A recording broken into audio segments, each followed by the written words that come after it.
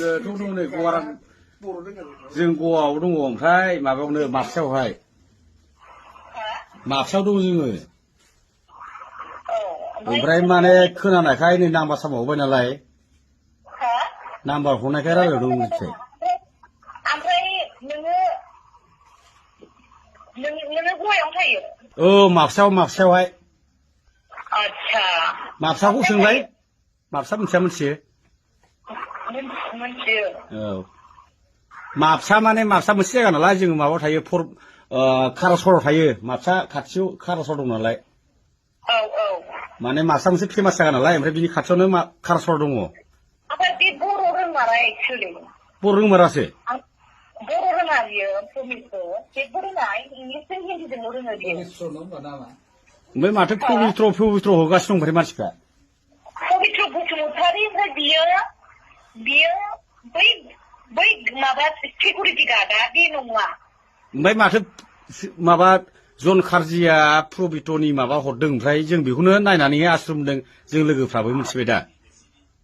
ओमफ्राय नै खोनासं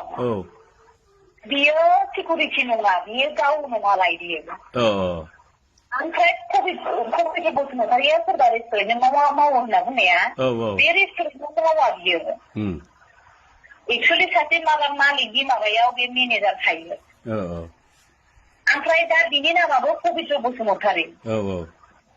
ओमफ्राय आं अब्लाबो नै आं ओरैबायदि जाबाय मिथिबायना आं थानो हाला आं फिसाफोरखौनो सानफ्रामबो गाबै गोसोखांबाय थायोना ओमफ्राय आं थांफिननो होननानै बुंदों नालाय ओमफ्य गाव होनदों आरोखि होमबालाय आं नोंखौ एयारपर्टसिम दोनहैनोसै होनदों आरो बियो आं सानफ्रामबो नुनो हाया गाबबाय थायोना ओमफ्राय गाबबाय थानायखौ नुनानै नों थांफिनदो आं नोंनि हासबेन्डजों रायज्लायनोसै होनना बुंबाय थायो बियो आंखौ दोनहैनोसै आङो नोंखौ दोनहैफिनसै आं होनना बुंबाय थायो आरो बियो ओमफ्राय दा होनदों आङो होनबालाय आं थांफिननोसै होनना बुङो जोंनि सिस्टारमोनहा दा बै क'क्राझारनि मानसिया मुंनि थप्लायनाय आंनाव मेसेजाव खालि फैफिनदो आरो फैफिनदो होनो आरो ओमफ्राय दाना नङालै खोनासङो माने आंबो क'क्राझार नालाय आं माबा थायो माबसा थायो जों ज' दङ आरो जों बर'फोर नालाय ओमफ्राय जोंथ' जेनेबा मबाइलाव नुयो नालाय फेसबुकआव एरखम ओमफ्राय नाम्बारखौ सासे लोगोनिफ्राय मोनदों ओमफ्राय बे नाम्बारखौ हरदों आरो जोंनावहाय बेनि नाम्बारखौ बोरै मोनखो बेनि नाम्बारखौ बेनि नाम्बार माने जों ज' दं नालाय जों माने बर'फ्रा जों ज' दंब्रा जों ज' थायो ओमफ्राय सासे मानसिया माबायाव थायोमोन नालाय बे हरदों आरो जोंनो सिनायगोनदां नोंसोरो सुखनजरानि आं सिनायनाय नङा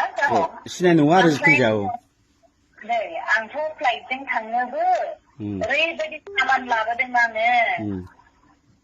फ्लाइटआव आं बोरै थांनो हागोन बिदिसो जागोन आं थांफिननांगौबाबो ओमफ्राय दा मा खालामनो सानदों नोङो बाजै आं थांफिननोसै ओमफ्राय दा बे सासेया ओमफ्राय दा नों ब्रा नङा नों थाफानाया बियो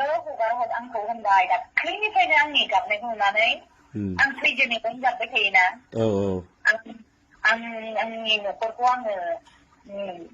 माबानानै नोंनि बे डिस्ट्रय जादों होननायनि थाखाय आं फैबाय दे होननानै आं गाबै बुंबाय थायो नालाय ओमफ्राय बे होनो आरो बिदिबा थांफिनदो आं दोनहैफिनसै होनो आरो बियो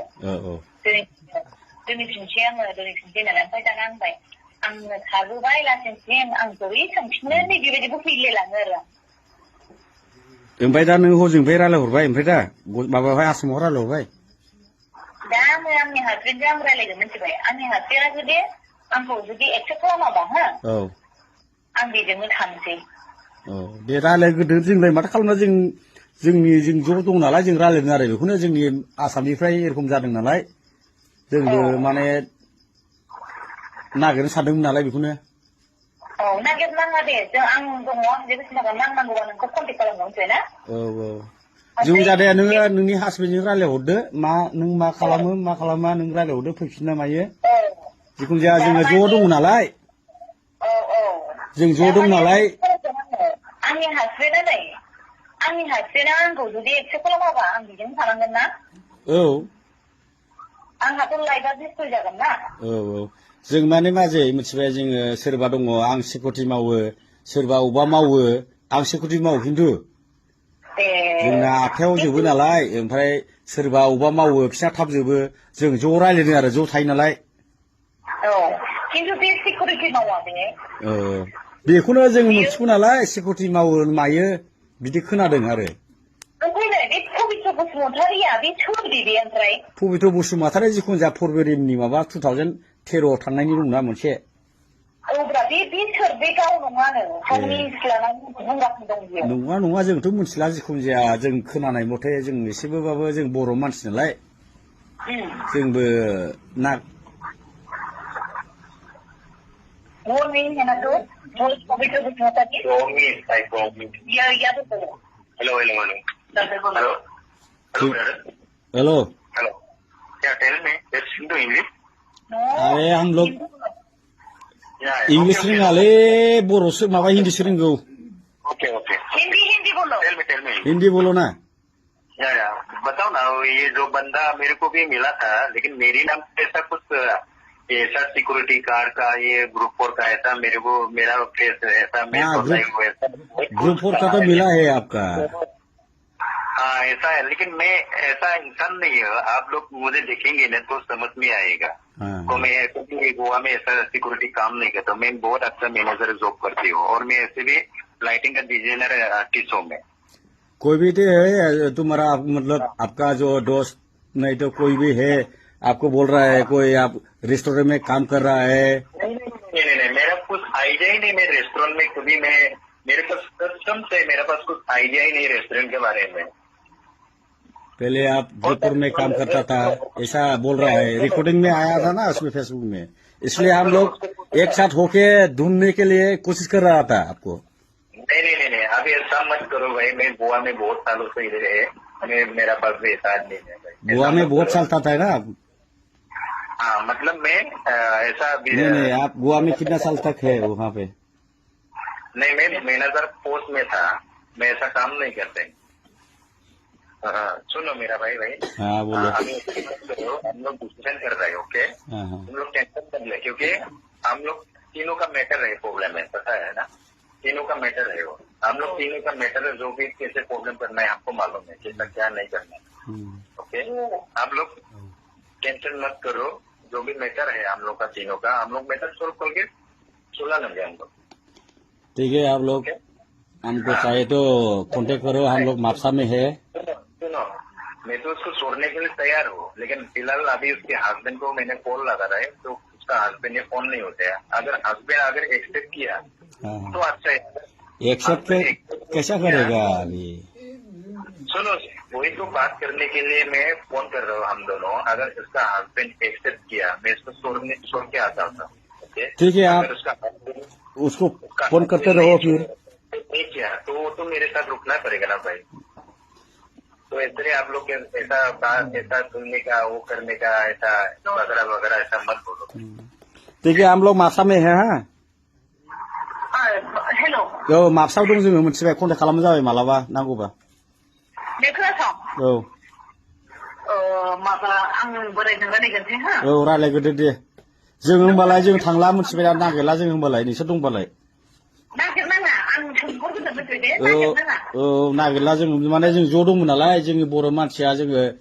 माने खोनादों नालाय एरखम औ ओमफ्राय नै आं नांगौबा नोंसोरखौनो फन खालामनो मिथिबाय ना दे नांगौ फन खालाम जाबाय ओमफ्राय खोनाबाय जिखुनु जाया हजोंहाय नोङो रायलायहरग्रोदो माबाजोंहाय जोंनि आदाजोंहाय फार्स्ट टाइमावहाय आदा माने जेनेबा नै बिदिजोंब्रा माबा आसामनिजोंहाय जोंथ' जों मा बुंबावनो आसामनि आंनि बोरायजों औ बेखौसो होनदां आं कन्टेक्ट लायगासिनो दङ औ नों कन्टेक्ट लाग्रोदो गाव राजिबा फैदो राजि नङाबा थांदो बेजोंनो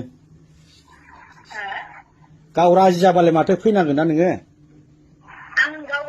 फैदो फैनायखौलाय होनना बुंबा फैनोसै गाव आं एक्सेप्ट खालामनो हाला होनना बुंबा बेयावनो थांसै मिथिबायना औ दे जों होमबालाय जोङो थाबाय थासै जोंनि लोगोफोरखौबो मा बुंबावनो होमबालाय